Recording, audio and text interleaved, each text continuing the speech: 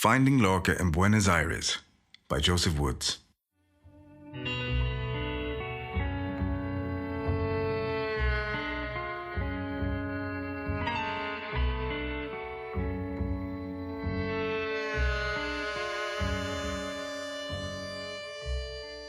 When you find yourself in a foreign city, after the main business of your trip has been completed, and you know there is time to do the tourist things or time not to do the tourist things in the 2 days and nights remaining, perhaps at this stage, what you need is rest. Rest to gather strength for the long journey back across the Atlantic. I sit in the lounge of the hotel and try to pick up the threads of my Buenos Aires guidebook. But soon it is turned face down on the coffee table as I watch what is being enacted before me. People entering and leaving the foyer. The doorman hailing taxis, watch as they climb in. The doorman pockets his reward and the taxis ease out into the honking stream.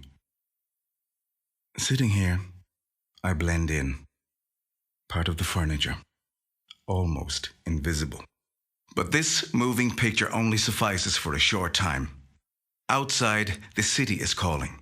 Soon on my feet on the crowded pavement, I walk all the way from Palermo to the obelisk, a distance of 2 or 3 miles, and only now begin to realize what a vast metropolis this city is.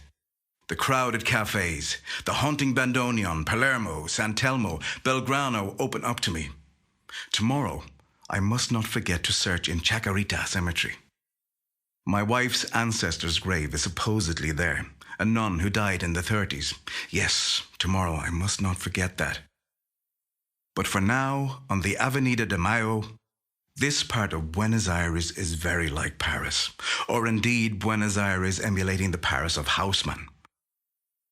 This is the part of the city most associated with Spain, and the avenida has been named Spanish Avenue. In the past, a large population of Spanish settled here, and still do, and hence a hotel I'm vaguely looking for. The hotel where Federico Garcia Lorca lived for 6 months from October 1933 until March 1934. I read they have preserved his room, Lorca's room. I must see it. I approach the reception desk. A blonde female receptionist looks up. "This is the hotel where Federico Garcia Lorca has his room? May I see Senor Lorca's room?" "No tonight, mañana." "What time?" 10 o'clock. I leave. Next morning, at 10 o'clock sharp, I am at the reception desk. A different girl is on duty. "Federico Garcia Lorca's room," I say. She looks puzzled. "No today, mañana." "But last night I was told today." "Tomorrow, unless you are resident." And she smiles. "I'll book in. And then can I see the room?" 4 o'clock. "All right, 4 o'clock. She hands me a form to fill in. I'm now a resident of Lorca's hotel. "Luggage, senor?" It was then I realized I was a resident of 2 hotels. I'd have to go back to my original hotel, pay my bill, check out, and get the porter to hail one of the taxis to bring me over here. Oh well. 1 hour later, I'm walking behind an elderly porter pushing my suitcase on its wheels along a corridor of the hotel. I ask the porter just before I tip him which room is actually Lorca's, and he points upwards. So it's on the next floor. "When can I see the room?" 4 o'clock, he says. "I will see you at recepción." He smiles and closes out the door. I sit on the end of the bed and listen. Listen to the sounds in Lorca's hotel. But the sound I hear is the city outside. 4 o'clock is 2 hours away. Get up and go down to the street and examine some of the buildings in the bright midday sunshine. Buildings that Lorca passed every day of the 6 months he lived in this Spanish quarter of the city. The Palacio Barolo, one of the strangest and most surreal buildings ever built. Designed by Mario Pellanti and built in 1923. It is a shrine to Dante, with whom the architect was said to be obsessed, mirroring the medieval epic's 100 cantos. Further on down the street is Argentina's most venerated and oldest cafe, Cafe Tortoni, opened in 1858. Lorca frequented it during his time here. On the walls are mementos and photos of those most interesting and radical days. It is jam-packed. Waiters in tuxedos like ballet dancers pirouette in and out, skillfully balancing their silver trays. Chacarita Cemetery. Almost a city in its own right, with maps and minibuses to shuttle people through the long, straight avenues and boulevards of the dead. I find my wife's ancestor's grave, a communal grave shared with other nuns from the same convent. She died in 1938, all the way across the Atlantic to a new life here in Buenos Aires. By all accounts, she was happy. She's buried here. This is where she eternally rests. At 4 o'clock, I am walking with the elderly porter down a corridor of the Hotel Castellar. We are on the 7th floor.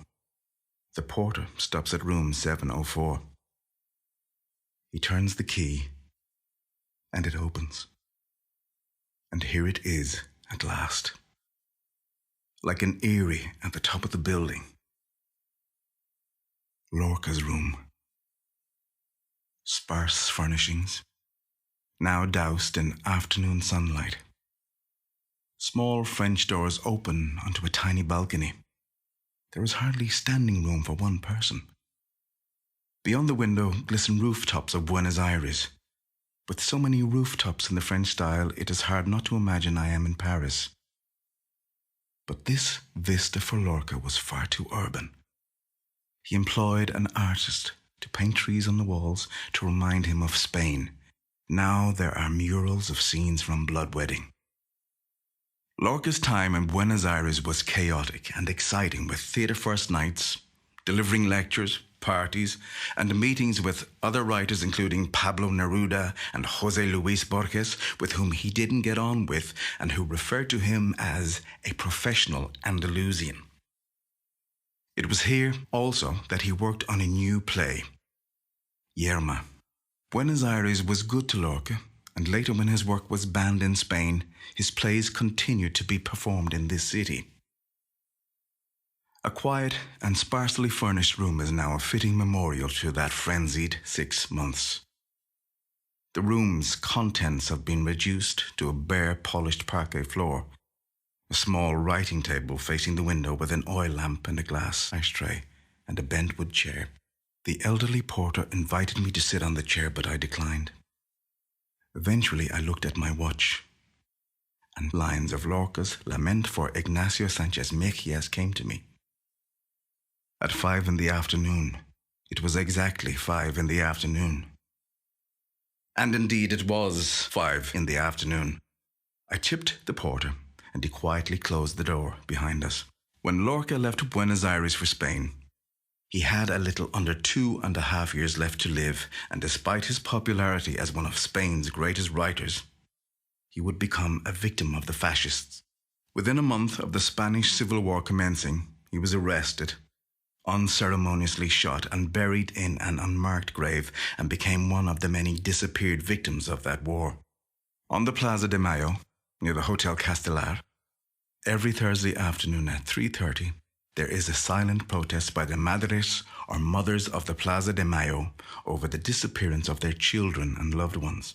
There's an odd parallel here, albeit one that is separated by time and continents. In October 2009, a team of archaeologists began excavations of a grave near Granada and thought to hold Lorca's remains. But by late November, no bones had been found. Lorca once said, "In Spain, the dead are more alive than the dead of any country in the world." Like all great poets, he had the power of prophecy and once wrote, "They looked for me in cafes, cemeteries, and churches, but they did not find me. They never found me. No, they never found me.